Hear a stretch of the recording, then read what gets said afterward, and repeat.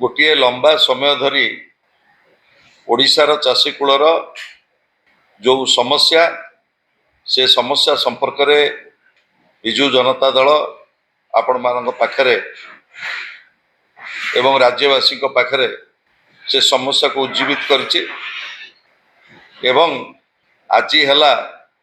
धान संग्रह रबी धानर शेष दिन आज ए खबरदाता सम्मेलन में मु आपण मानक समस्त स्वागत करुच्ची।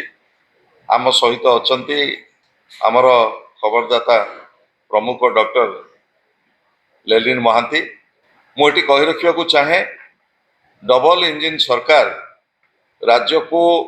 शासन गादी के आसिला बेले जो निर्वाचन प्रतिश्रुति देइथिले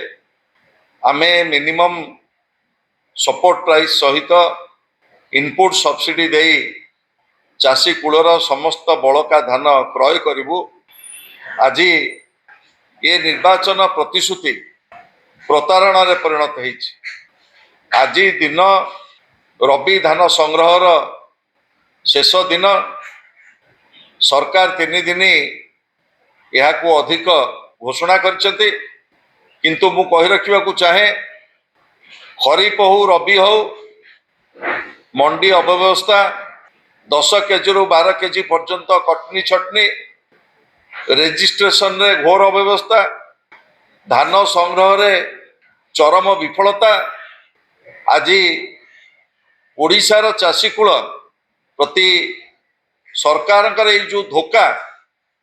आज चरम सीमार पहुंच। मुझे कही रखा चाहे रबी धान संग्रह आरंभ प्रत्येक मंडी रे 100 क्विंटाल धान पड़ी रही एवं मुंड उपरे वर्षा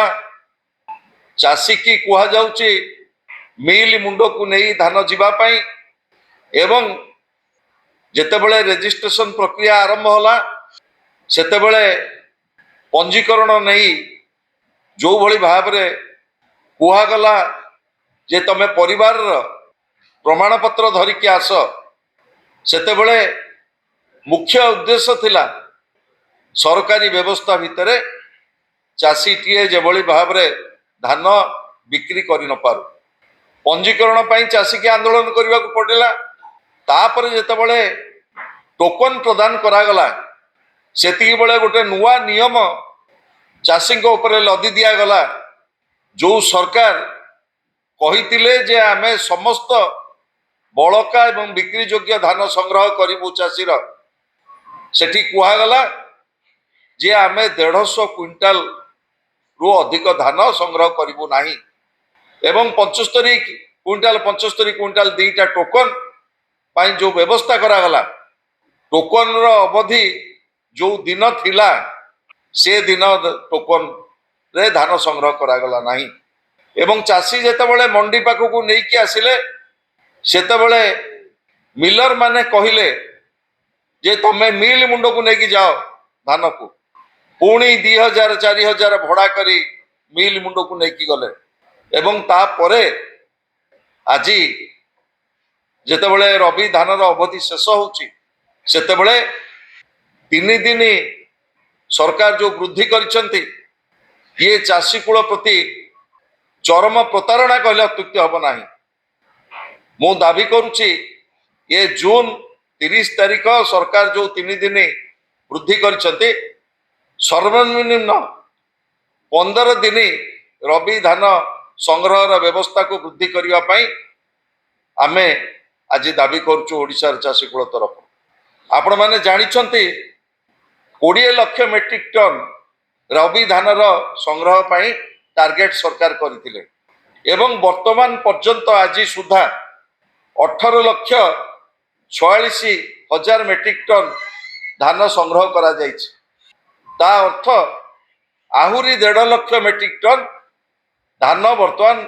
सरकार कागज पत्र अनुसार मंडी रे पड़ी रही एवं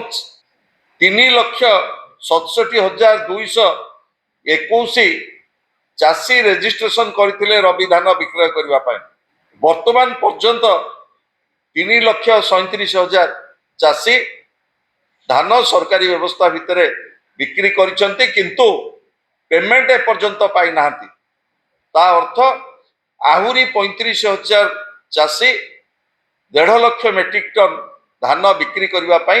ମଣ୍ଡିରେ ଅପେକ୍ଷା କରି ରହିଛନ୍ତି। ଆପଣମାନେ ନିଜେ ଦେଖୁଥିବେ 3 ଦିନ ଧରି ରାଜ୍ୟର ବିଭିନ୍ନ ଜାଗାରେ ଲଗାଣ ବର୍ଷା ଏବଂ ବିଭିନ୍ନ ମଣ୍ଡିରେ ପଲିଥିନ ଖଣ୍ଡେ ନାହିଁ, ଚାଷୀର ଧାନ ଆଜି କୋଉ ଅବସ୍ଥାରେ ଉବୁଟୁବୁ ହଉଛନ୍ତି। ମୋର ଦାବି ରହିବ ରାଜ୍ୟ ସରକାରଙ୍କ ପାଖରେ ଏ ଅବଧି କି 15 ଦିନ ବୃଦ୍ଧି କରାଯାଉ ଏବଂ ସମସ୍ତ ଚାଷୀ କୂଳର ବଳକା ଏବଂ ବିକ୍ରି ଯୋଗ୍ୟ ସମସ୍ତ ଧାନ ରାଜ୍ୟ ସରକାର ସଂଗ୍ରହ କରନ୍ତୁ। ଏବଂ ଆଜି ଆଉ ଏକ ଘଟଣା ଯାହାକି ରାଜ୍ୟରେ ଚରମ ଆଇନ ଶୃଙ୍ଖଳାର